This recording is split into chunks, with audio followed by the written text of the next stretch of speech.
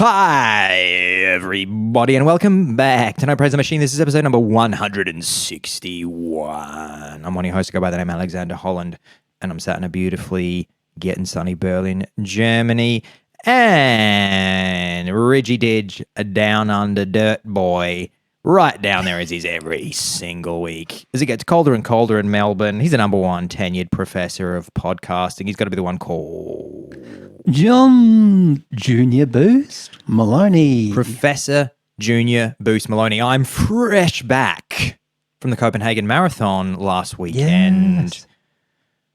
We spoke a little bit about my goals and about my dreams. Hope. We did. And maybe you want to, can you remember? I'll do a little wrap up, recap. Little recap. So what did I say last week that would be my dream? Yeah. You said to me, look, I'm having a midlife crisis. I got really into running and now this is the latest challenge, the new challenge. And the last time you ran a marathon, remind me where that was. Was that in Berlin? Berlin, correct. It was 3 hours and 56 minutes. Is that right? Well done. Which is a great time, you know, breaking the 4 hour barrier. I mean, I've never done that as far as I'm aware, and I might have done it inadvertently. And when you're doing a dine and dash from a restaurant, yeah, exactly. I was trying to get home to the toilet, and for tens of kilometers away, 42 kilometers, and so you said, look. 356. If I can beat that, great. If I can get anything under 3 hours and 45 minutes, that would be amazing. If I can do roughly 5 minutes for every kilometer, that would be amazing. But I'll take it as it comes. Like all great athletes, you were not putting yourself under too much pressure. Yeah. But just accepting what will come. And I want to know, and all of our listeners and viewers want to know what happened. Did you fail or did you succeed? So I can play Those are the two options. The Ryanair fanfare. Ladies and gentlemen, once again, thank you, Ryanair, for doing a great flight that came in on time. We want to congratulate Alexander Holland, who's coming done the marathon in 3 hours and 34 minutes. So I managed to shave 22 minutes off my personal best, John. I came in over 10 minutes under what would have been a time that I've been very happy with, 3 hours 45. And it's the first time in my life that I've been able to maintain 5-minute kilometers for a real long time. So I managed to maintain 5-minute kilometers for 27 Ks, which I couldn't believe. I kept checking my watch. Yeah. And as I was going along, I was feeling good. I was feeling strong. And my little Garmin 165 kept saying, you're just going along at 5-minute kilometers, and felt $1 million. And then hit the 27-kilometer mark, and my body. So the Garmin, just to explain for the lay people like me, will tell you after every kilometer, you did it in 4 minutes and 59 seconds or something exactly. like that. In fact, it will tell you, in real time. You can keep glancing at it, and it will tell you you're doing about this pace right now. It will beep. It will beep after every kilometer and tell you exactly how long that kilometer took you. But you can also keep glancing at it, and it will tell you, okay, if you keep running at this pace, you will finish this kilometer in about this amount of time. And I kept glancing at it with quite an amount of surprise, to be honest, because I just thought that I would struggle to maintain 5-minute kilometers for that long. And then hit 27, body was all out of glycogen, everything starts getting real heavy, and I started to slow down slightly, but not too much, which I was super happy with. And now I've got to be on the journey to under 3. I have to become one of those cunts that makes their whole life about running a sub 3 marathon. So that's just going to be my next. Sub 3, yeah. That's the thing that all the real marathon people around the world, I mean, if you're an amateur marathon runner, if I met somebody, if you can do a sub 3 marathon, then it means you're pretty committed to, particularly if you're Okay. fucking over 40 and you've never done it before. If you're a bit Yeah. younger, you could probably, and you're in pretty decent shape, probably get to that a bit quicker. But so the world records, just over 2 hours. I think it was the now sadly deceased Kelvin Kiptum last year in London, I think, ran the world record. But it's around 2 hours is basically the fastest guys in the world are doing 2-hour marathons, slightly over. And so if you it seems kind of inhumane, but part of me is sad that he's gone for just kind of, I suppose, the kind of trivial reason that I would have liked to have seen how fast he could have gotten if he kept getting faster and faster, everybody... You may not get that sort of person again for a little while. Yeah, who knows how long that'll take for a person. Yeah, so just for anybody who doesn't know, Kelvin Kiptum was basically the new young gun on the marathon scene, another Kenyan who was looking to take the crown of Kipchoge, and he was much younger than Kipchoge, and he hadn't run that many marathons. I think he'd just been practicing at home, and then he just decided, okay, feeling pretty quick now, and then he entered like his first official marathon and just did some like blazing time, and everybody just went, who the fuck is this? And then a couple of marathons later, maybe not even that many marathons later, he just broke the world record in London. And then tragically this year was in a car accident and died, which is like sent a shockwave through the running community all over the world, because everybody was so excited to see what he was going to do. Everybody thought he was going to break 2 hours because nobody's done it officially yet. And so everybody was thinking it was going to be Kelvin Kiptum. Shit. But yeah, so that's going to have to be you instead. It's going to have to be me instead. Exactly. So yeah, I'm looking very much forward to Berlin, in the Berlin Marathon in September this year. And also one of the great things, I'm so blessed because I get to just completely chill with Berlin because I don't have to think about flights and accommodation and moving myself around. I literally just have to get a train. It takes me 15 minutes just from my house just to get to the starting line. So thank you, everybody. I derailed you a little bit there, but you were talking about glycogen and how you were looking at your phone, at your device, your Fitbit or equivalent, and my Garmin, that's the word I'm looking for, and it was saying 5 minutes. Yeah. And then was there a point where you hit the wall that I've heard various people talk about, Steve Monaghetti and others? Your best mate, Steve Monaghetti. Yeah, so I got to, it was going 5 minutes, 4 minutes 58, 4 minutes 59, 4 minutes 58, 4 minutes 57, 4 minutes 58. And then I think at kilometer 27, it went 5:01 or something. And I went, oh no. And then kilometer 28, it was like 5:05 and then 5:10.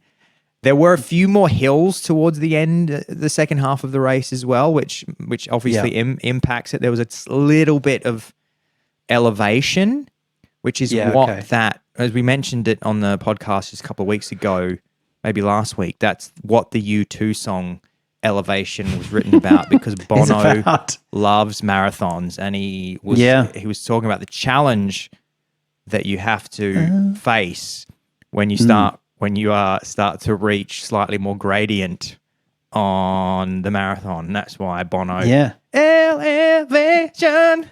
It was a lovely break from talking about, the Irish struggle for self-determination.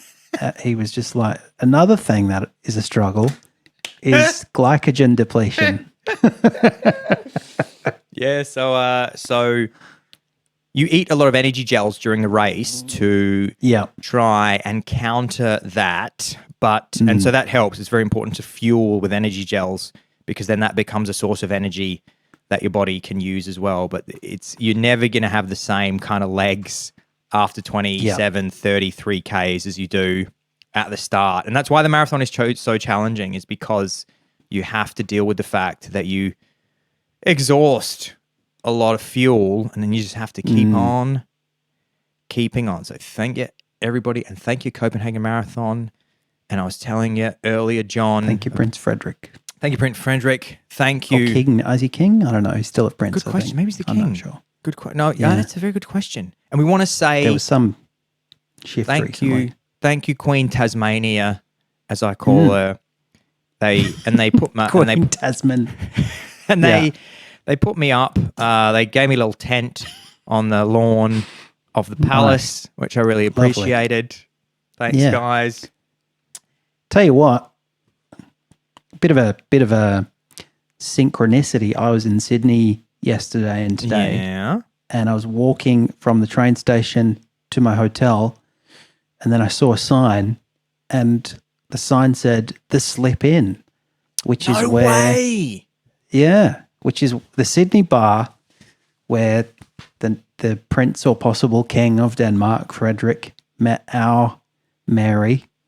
And they fell in love, and she had to go to finishing school because she was a bit rusty and rough around the edges. But yeah, like all women down here. What do you mean you're a fucking prince? What do you fucking mean? She had all of her dead. Prince. Fuck me dead, you're a fucking prince of Denmark. Or fucking Copenhagen. Yeah, we got that fucking ice cream here, Copenhagen fucking ice cream. She was pushing all of her voice. Do you have that ice cream there? She's pushing all of her voice right up into the nasal cavity. I was explaining at a barbecue. Sinuses. Some people, because people often say to me that I don't sound really Australian, and I always say, it's not my voice is not pushed quite as nasal. You just the way you do it. Project sound through your mouth. Yeah, exactly. Because this is, if you were to have quite a lot of chest voice, that's actually how my father, that's my father's voice, is when you push it down here, that's Stephen's voice. With the sort of very open kind of, sort of soft palate at the back there, very open. And then the more that you sort of push it up, then that's me. I'm much here, getting a bit more nasal resonance. Or we also call that in singing, it's called twang, they call it, where you're starting to bit of a more of a mix between a chest and a little bit of a nasal. And then if you want to start to get much more Australian, all you have to do is you just start pushing more and more of your voice right up into your fucking nose. And if you want to feel what that's like, all you need to do is you can do the Fran Drescher or the Bratty Child to get a sense of your twang, and you go, Mr. Sheffield, or you go, nah, nah, nah, nah, nah. That's how you find your twang. It's right up there in the nose. And that's how you do an Australian accent, is you push it right up in here, and you go, bloody fucking hell, what are you talking about? Then you're like, yeah, so I went in and I thought of you. I had a pint of Carlsberg. Did you go in? No, I just made that up. But I should have. I think there is still some kind of Mary and Frederick memorabilia in there. Yeah. I mean, you would put that in there because it's otherwise a pretty ugly looking pub. Yeah, I wonder how many Danes go to, what's the Dane count of Australia, of tourists to, because no one else would give a fuck. But the Danes do. And you said on a previous podcast, that they have a certain meal, or they do have some kind of, there's pictures on the wall, or have they been back? Have we got Mary and Frederick back to the slip-in for I mean, they must have done trips to Australia. She obviously comes back to visit relatives. I think that was some controversy because the last trip back they did to Australia, he didn't come. And then he was in that incident where he went to visit a friend, a woman, and they'd known each other a long time, and they went to the same hotel and then emerged 4 hours later or something. But sometimes that happens. You just go to, your wife goes to Australia and you go to a hotel with a woman and to just hang out for 4 hours. That's fine. Now, John, you were telling me that you've decided to head up sponsorships for the podcast, and you've been brainstorming because we are running out of coin here. Anybody who's looking at the YouTube video will see how beautiful my lighting is, and they'll see how sharp the image is. And that costs Yeah. a lot of money, guys. And that's come out of my pocket. And that's why I'm very underfed at the moment. That's how I managed to do the marathon so well, is because I'm just a little wisp. Because I can't afford to eat any food at the moment because I spend it all on a lens. And you'll see my lens is slightly lower quality because I haven't had the technical capacity to shift. I need some help from Al to shift onto my new camera. And that's why I'm hitting the wall of a different kind. I get excess glycogen after lunch. I have yum cha. AKA John just Glyco slump in my Maloney. seat. Yeah, that's right.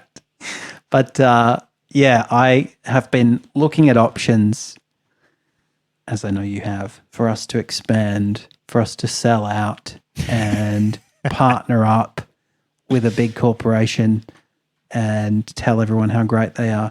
And one of the options that occurred to me early on, and I know that devotees of my weekly newsletter, the DPTM newsletter, will know about this already, is the option of pairing up with beloved Australian condiment company Praise.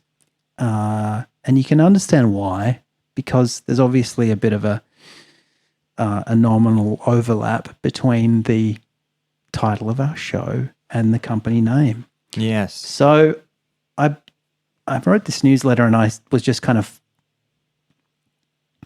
jokingly floating that as an idea. But then I must admit, I sort of thought, why don't I actually do this? And we can make a little story arc out of it. Yeah. For the And podcast. perhaps for our international listeners, John, what products do Praise make?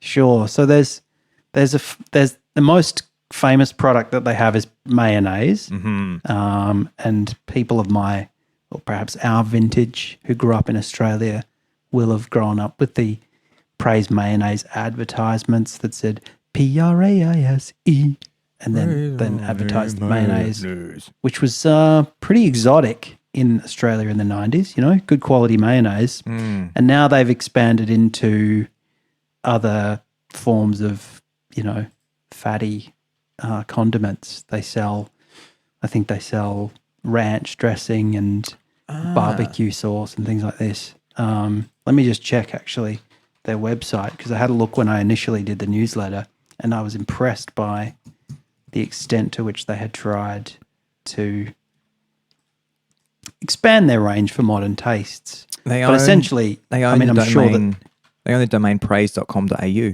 which is good to see. That's good brand work. Yeah. So here you go, whole egg creamy mayo. Then you've got your traditional mayo.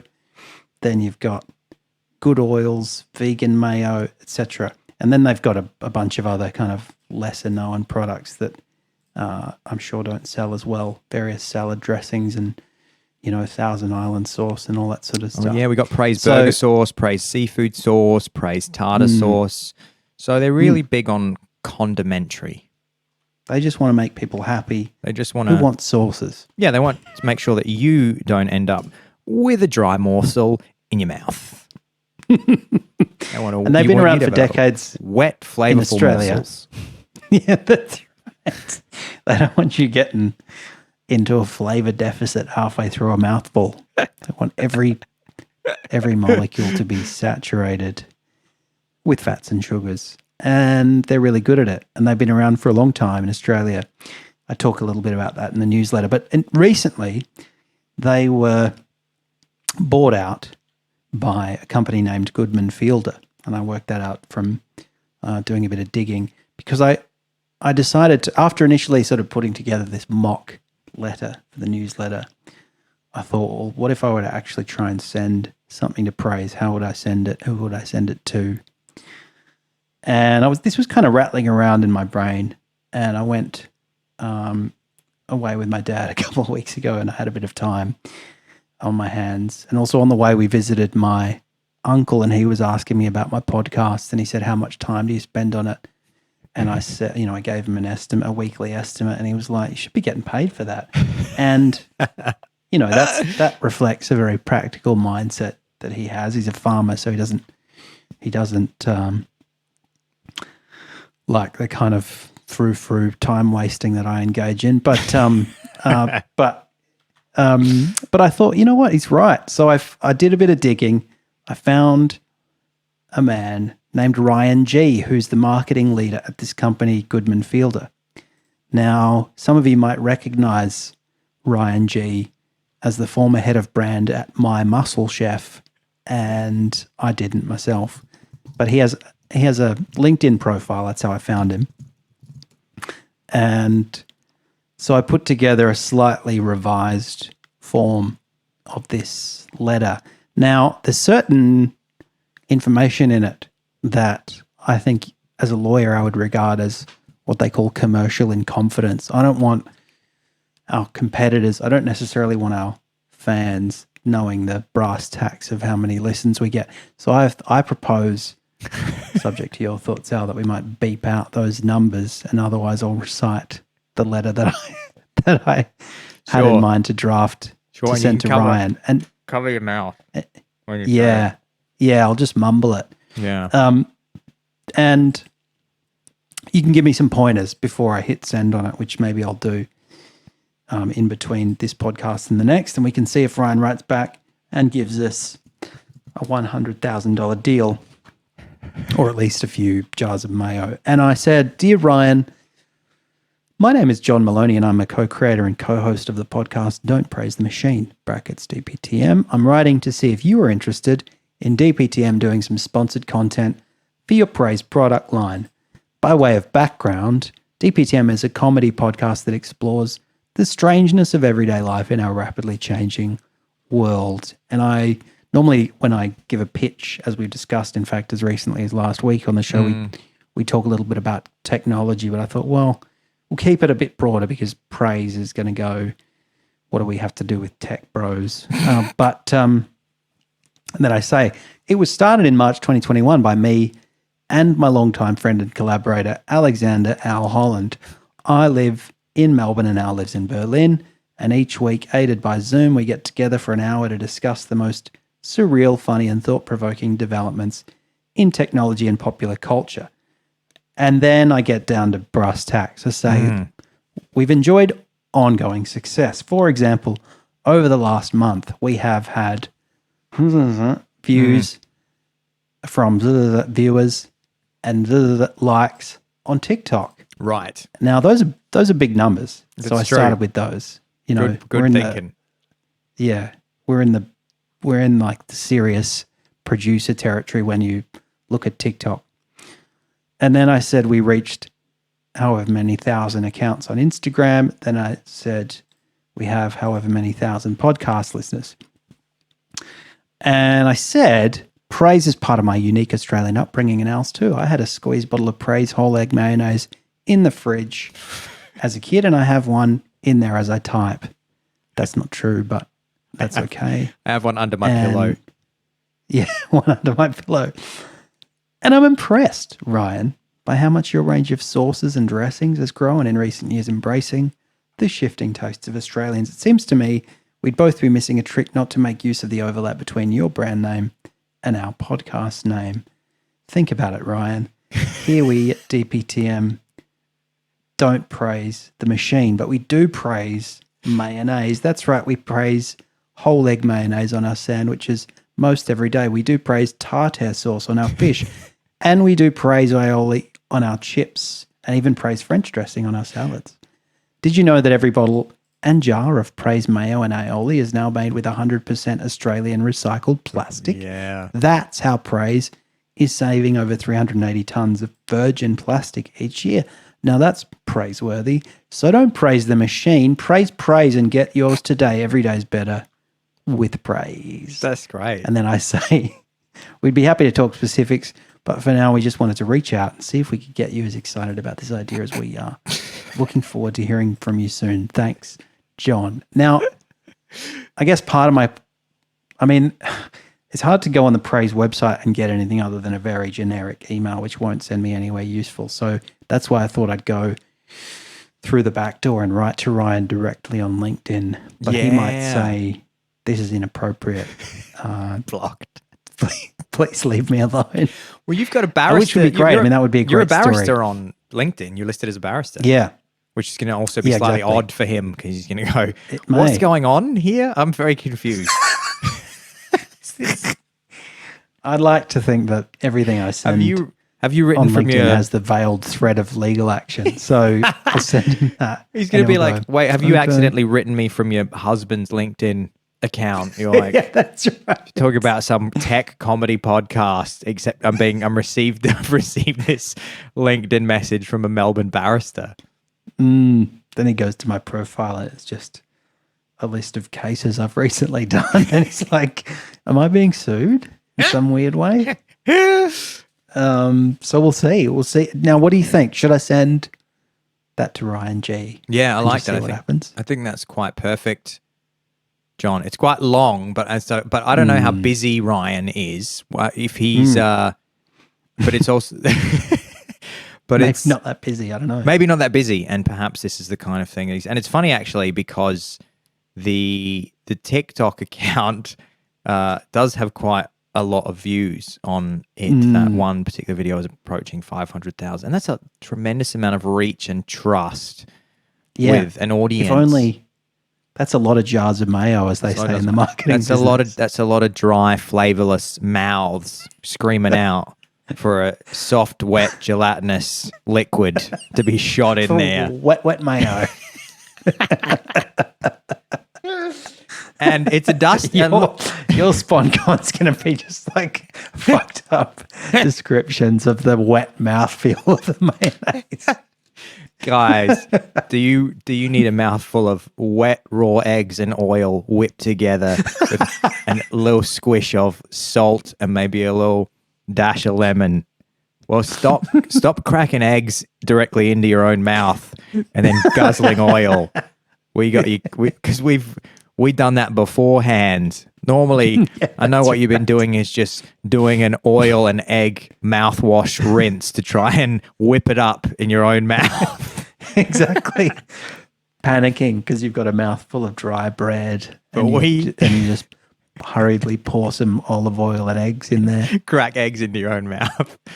We've finally solved this problem, and it's called mayonnaise.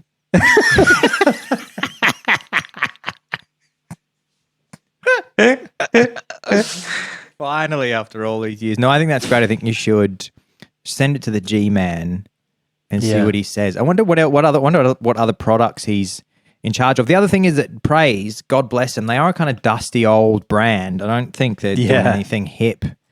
I mean, I don't know. You can maybe tell me, John. Are they advertising on TV still, or is it just? I mean, I don't really watch TV, but I haven't seen any of their ads. Like you don't see Praise billboards or anything, and I'm pretty sure that you wouldn't see them on TV because it's kind of like it's sort of like there's a bit more of a taste these days for rustic artisanal mayonnaises or naises in general, and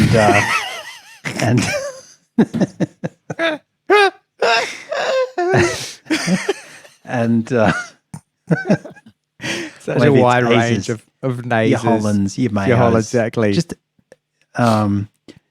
so that kind of just off the shelf, highly processed, bulk standard mayo. There's less of an appetite for that, but I think that's a crying shame, and I want to help Praise because they're an iconic Australian company. Goodman Fielder. They do have an Instagram, and it does suck. So they have an Instagram account with 521 followers, and they're still trying this kind of. All they're doing is posting. They're doing that thing where they post on the grid, but they post a large image that takes up, say, 9 squares of the grid, and they all join together to make a big image. Somebody needs to tell them that people have not been doing that for years. Praise, it's all gone, and these images have, like, as you can imagine, because if you get served one of these images, you're getting served like a ninth of the whole image. So people are just giving it like one like, 0 likes, 0 likes, 0 Probably comments. from the CEO. Yeah. Exactly.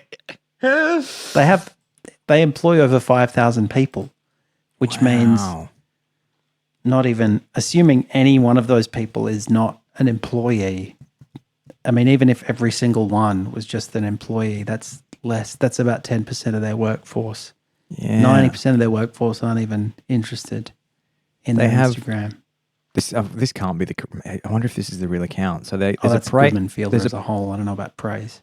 There's a praise_AU TikTok account with 2 followers and 3 likes, and they've posted 4 Jesus, videos. Ryan's gonna be like, I was on the chopping block. This is the best email I've ever had. Just writing his resignation when the email comes through. What do you think we could do? Like, if he wrote back and said, "Yeah, sure, we'll give you a few grand if you make a kind of UGC, user-generated content. If you post a TikTok video of you two doing something that promotes the values and lifestyle of praise, what would that look like to you, John? What if we brainstormed it? Yeah, Rolo Tony Brown Town. I think that one of the things that's been commented on since we switched to videos, particularly by your mum, Marie. Shout out to Marie. She doesn't like the fact that we drink too much because it gives her that misophonic aversion. I guess the liquids, the clinking of ice. Yeah. I could sub out my Nort or my glass of whiskey and just have a little squeeze bottle of Mayo that I surreptitiously squirt every few minutes. That would be great if the campaign was just a clip of us doing the podcast via Zoom, and then once you'd finished talking and let the other person talk, you would just squeeze mayonnaise into your mouth. Like, you're going, "Oh, my mouth's a bit dry." We could make it as if it's a superior solution to a dry mouth during an interview or podcast. Yeah, that's right. Like, for hundreds of years, people have been drinking glasses of water when they're public facing and having to speak, so they don't get a dry mouth and start coughing. And we're saying that that's an inferior, like moisturizer companies. Yeah, it's an inferior lubricant.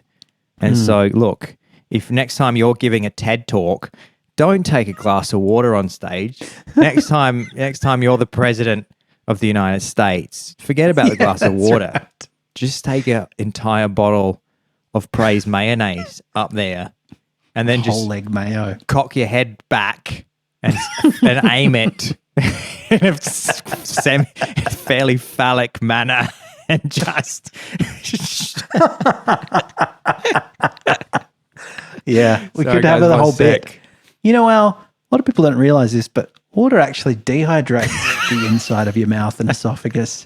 And when I need that sustained moisture that's going to offset my anxiety-induced dryness, I go no further than praise whole leg mayo. It's like they always say, don't be foolish and think that if there's an oil fire from your stove from cooking, you don't throw water on it. That's what you think would do, but that's going to make the situation much worse. You should, Exactly. you're supposed to smother it with a blanket or something, and so or a fire hydrant. So similarly, you could say, look, I know it's same thing. Like, you think Q-tips are the best thing for cleaning your ears of wax. They're the worst thing. So it could be that kind of an angle. It could be, you think water is helping you, but it's actually depriving you of the moisture in your mouth that you need. Right. It actually drains moisture from your mouth. Yeah. Depriving you of the much needed egg and fats that your throat needs. I just go, this is why our podcast has been so successful. And when we started, our podcast just would devolve into a series of coughs and wheezes. We would both be just holding our own throats and screaming, "Why does this keep happening? I've drunk so much water today." I'm pissing like a racehorse here. That's the other thing, isn't it? It wouldn't make you wouldn't have to urinate. So if you're giving long speeches, then you could just Stop selling it as a condiment on sandwiches and as a professional keynote speaker throat and mouth lubricant. When I have to get up in front of a full bench of the federal court, I bring my beta blockers and I bring my whole egg mayonnaise. That would be fantastic if somebody before your speech just saw you huddled in a corner, just desperately like popping pills out of blister package and guzzling mayonnaise. Just going, well, how much was your speaker's fee? I actually used, when I was a kid, I was a much more fussy eater, and I famously, my favorite thing to eat when I was a fussy eater was mayonnaise on white bread. That was like the most, it's the most sort of sensitive child food you can imagine. And so mum had to kind of, had to embarrassingly, she was very good about it. I don't think she cared, Marie. She was a very good mother, and she would just say to the staff, I know it's not on the menu, but my little white boy loves a little slice of white bread, just covered in white sauce, and they would bring it out. And so I would just eat white bread with mayonnaise, and I loved it. Beautiful. And it would have been praised too. No doubt. Market leaders. And after the praise mayonnaise bit, John, we're going to have 10 minutes left of the podcast. Yeah. Do you want me? So, yeah, but to end that bit. Stocking stuffer. It's a bit of a stocking stuffer. Send that to, what's his name again? Ryan G, I think Ryan it is. G. Yeah, I don't know why he doesn't have his last name on LinkedIn. Yeah, he's like It's McG. like Rupert G's Deli. Yeah, He's Rupert G's. That's Ryan what I was G. thinking as well. Also condiment related, Rupert G's Yeah. Hello Deli. So I had on here, on my little list, John, something. Actually, I'll do this one. This one's more fun because the other one might be a bit long. I got a question for you. You got to answer now because I noticed this when I landed at Copenhagen Airport. I was having a look around Copenhagen Airport, and I had a thought that I've been having for the last few years, and I actually raised this on the weekend with a couple of friends of mine. Dom and Sam were two visitors that I had to the city of Berlin. And we had a great time, but I said this to them. I had just been in Copenhagen, and I said, guys, who the fuck is still going to currency exchange kiosks in countries that use card as payment? What the fuck is going on? Yeah. Like, It's true. like even if you land in Berlin, which is a city that still uses a lot of cash, everybody, surely everybody knows that the best exchange rate that you're going to get is from your bank by putting their card into a cash machine and taking out. So if you as an Australian land in Germany, if you're in Berlin and you land and you need cash, you put your Australian bank card in an ATM and you get money out. That's the best exchange rate that you're ever going to get. I don't understand. Who doesn't know this? Who doesn't know this? Is that, I mean, well, I guess I didn't. I just kind of did that out of laziness and assumed that whatever the currency exchange trader was going to get me would be about the same. Is that the case? That Yes. They would either do that or worse. Probably. Much worse. I guess it depends how much money you take out. If you were to take out a huge amount of money, then obviously the more money you're going to lose. But I mean, you'd have to have the worst Australian bank account for travel to be getting for the fees of the exchange because they always charge you, that again just depends what kind of card and account you have. My parents, I think, travel with ING cards, and it costs them like nothing. They know that you just, and not only that, but when you land somewhere and it's a modern city where you don't actually have to use cash anywhere. Like I didn't use cash anywhere in fucking Copenhagen. I'm just tap-tapping my card. And so I'm paying just the fractions of a fee for a currency exchange between euros and the Danish kroner. I'm just, if I did 6 transactions, 7, 8, 10 transactions over 3 days, I use Wise, which is a very popular international bank and international money service, and I would pay less than like €1 in fees for 10 currency transactions. And when I go to London and I stay with my friends over there, I do lots of transactions because I'm also using my card to ride the tube. I'm, buying drinks. I'm buying lunches. I'm going to Tesco and getting a Cadbury caramel bar. So I'm doing loads of transactions. And again, I always get home and I check the fees that for the exchange rate between them having to exchange euros for pounds sterling, and it is typically less than €1 that I have paid for the entire 4 days in London. I reckon Australian banks are a bit shitter with regards to things like international transaction fees and so on. And no doubt they would pretend that that's because of the distance between these countries, even though that's not geographical. That's been relevant. It's because of just how far away it is. The further away it is, the harder it is to change the money from one currency into the next. Yeah, exactly. Like they've got to ship the coins back to Australia. And but you're right. I mean, I never bother with currency traders, except the only time I was thinking about using one in Brunswick was because I'd realized that, because I've been lucky enough to do a fair bit of travel over the last couple of years, and I always have a couple of notes left over from my weird jaunts. And I think, what would I do? I sometimes think, wow, should I wait for this currency to accrue value and then trade it back into Australian dollars?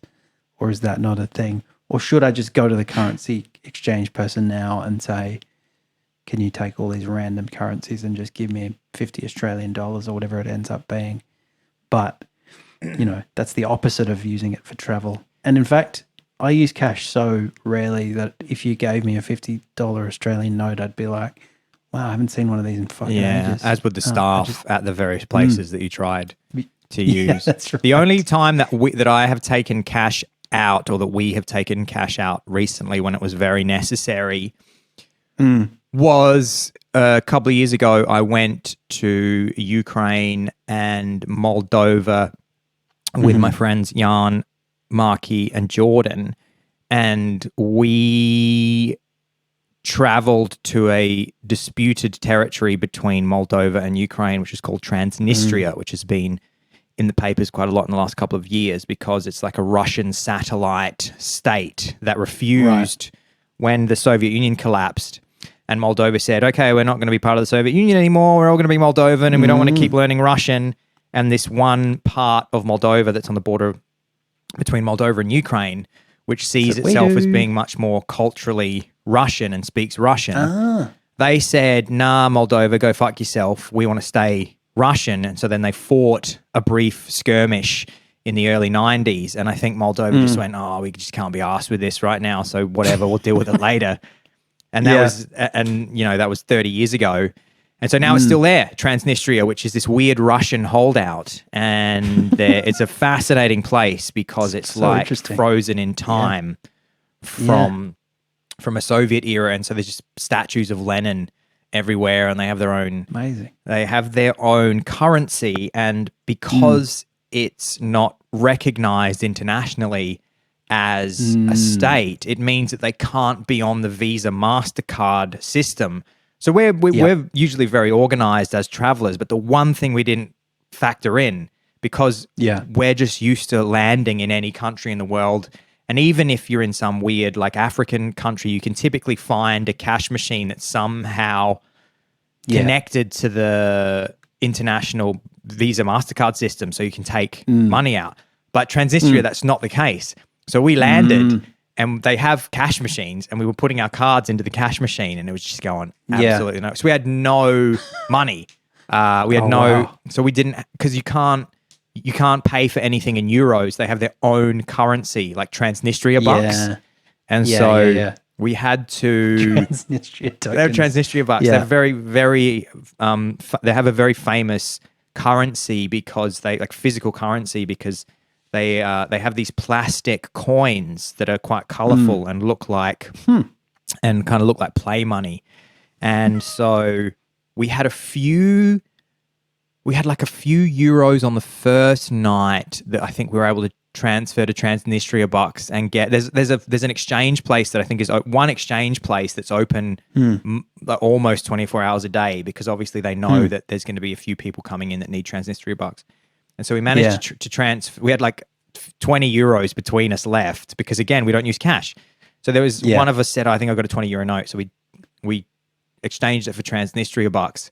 And then we were able to get ourselves a few little items from the supermarket, some bread and cheese. And then the next day, Jan and Jordan got on a bus and they had to travel out of Transnistria into Moldova right onto the border, jump to an ATM, take out a shitload of euros, and then take those euros back to Transnistria and exchange them from Transnistria bucks. And then we were good to go. But that's the only time in recent memory that we've needed to take cash out. And yeah, I think also anybody that travels to Cuba knows that you get the worst exchange rate in Cuba if you go to the official places. So what you do is you turn up in Cuba. It's so funny because, a lot of people still travel to Cuba, but I believe you need to turn up with wads and wads of cash, because I think, again, I think there's an embargo where they're not allowed to be on that MasterCard Visa system. Somebody can correct me if I'm wrong, but I believe you need to turn up with like wads of US dollars. And then the best way to get an exchange rate is you have to talk to a local and say, and they'll tell you, oh yeah, Barry down the road does the best rates. And so then you just literally go to a guy and he says, this is how, and it's always better than whatever the state exchange rate booths are. Yeah. I mean, there are obviously, like, the fact that there are these businesses even in Brunswick tells me that there are people who, and some of them are doing other things, like some of those places will just are kind of wiring cash to overseas destinations or whatever. But it suggests that some people or some kind of sectors of the economy still like to deal in cash. But I do wonder, is that a workforce that's just eventually going to disappear? I mean, in Australia, the prevalence of cashless economy is such that even ATMs are disappearing. Yeah. And sometimes quite controversially. I think might have been Commonwealth Bank, one of the major banks in Australia, was basically periodically, shutting down a large number of ATMs because I guess not enough people use them to make the maintenance costs and whatever upkeep of them worthwhile. And they're no doubt just encouraging people to do everything cashlessly, because then they can skim a little bit off lots of different transactions and stuff.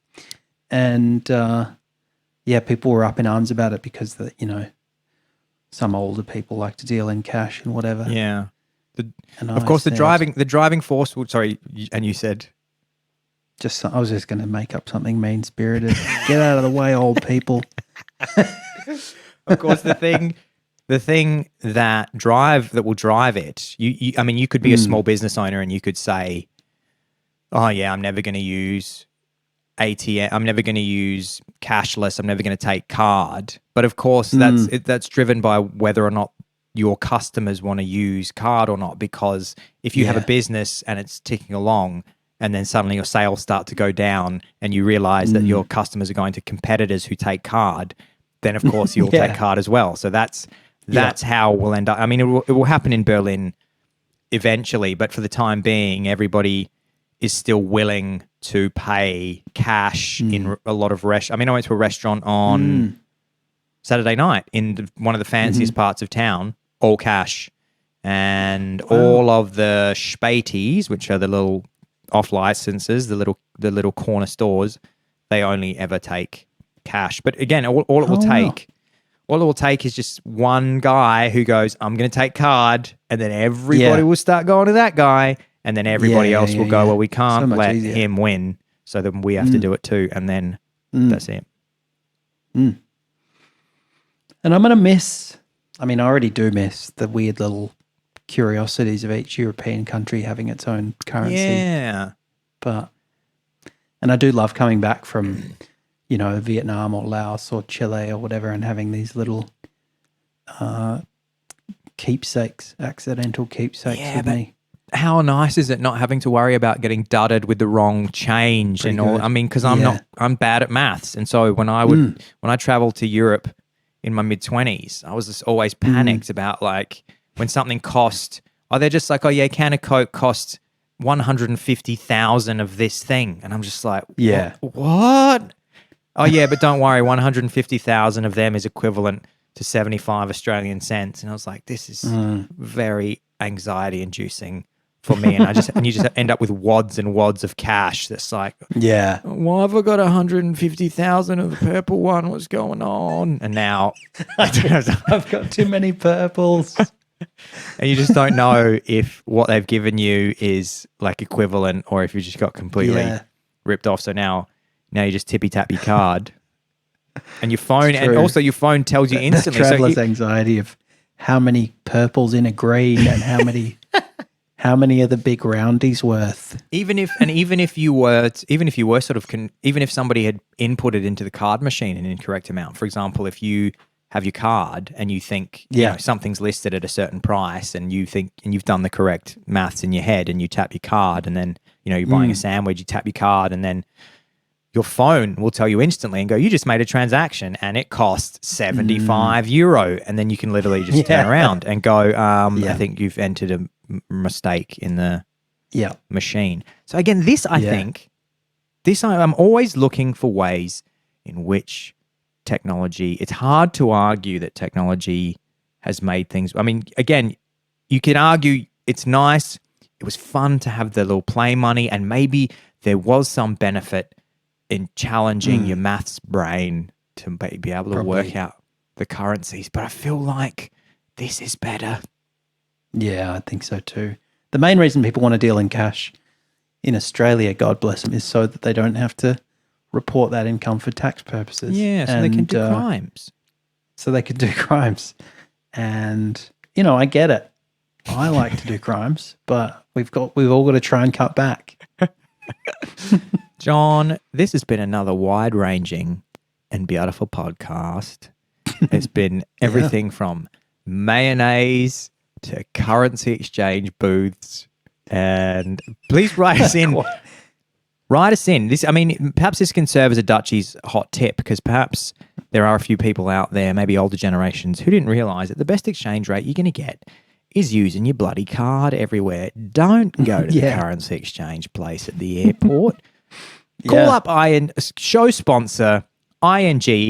They have branches in both Australia and Germany. I have an ING card myself, actually.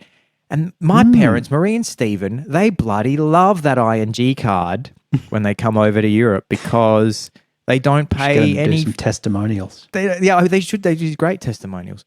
Dads would just be, talk to my wife. She handles all that kind of stuff. And then mum will go, I fucking love ING. I fucking love that they give me all me fucking fees back. and that's the kind of testimonial that's going to really convince. The dulcet tones of Marie Holland. Yeah. So yeah, ING, get at us. We love that orange lion. It always lets us know that we're going to be paying the lowest currency conversion fees when we tippy tap our cards around the world. John, do you want to say anything to anybody else before you go? I want to give a big shout out to Scottish comedian Billy Connolly, who was the spokesperson for ING in Australia for some time. Is that right?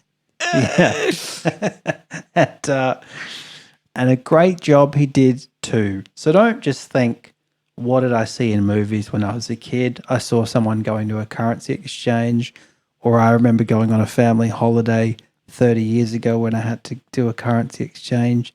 That's not how the world works anymore. Just scoff at that person at the airport as you walk by them.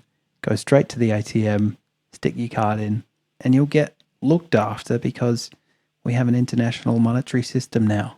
Thank it's you. Fine.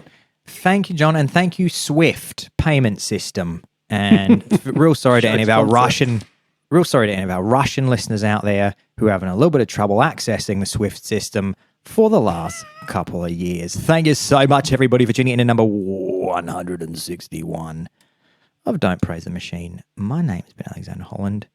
As always, I'm here with my pod brother, John Junior Boost Maloney. Thank you so much, everybody, and we can't wait to see you next week. Hey, the podcast.